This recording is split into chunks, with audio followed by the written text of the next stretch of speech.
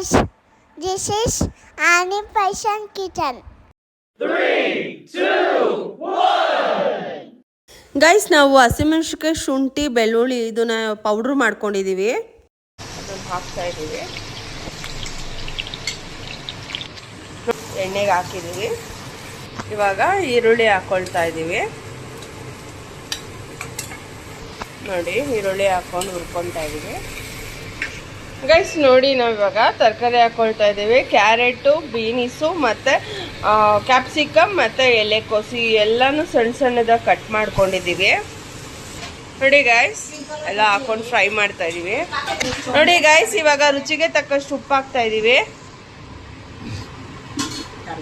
ತರಕಾರಿ ಸ್ವಲ್ಪ ಬೇಗ ಬೇಯುತ್ತೆ.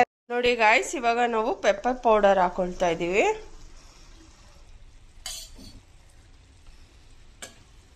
ಪೆಪ್ಪರ್ ಪೌಡರ್ ಹಾಕ್ಕೊಂಡು ಚೆನ್ನಾಗಿ ತಿರುಗಿಸ್ಕೊಂಡು ಫ್ರೈ ಮಾಡ್ಕೊಳ್ಳೋಣ.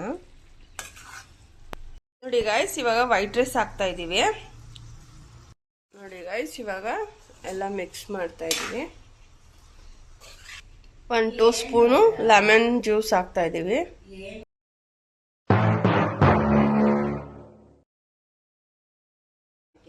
ನೋಡಿ ಗೈಸ್, ಇವಾಗ ಫ್ರೈಡ್ ರೈಸ್ ರೆಡಿ ಆಗಿದೆ. ನೋಡಿ, ರೆಡಿ ಆಗಿದೆ.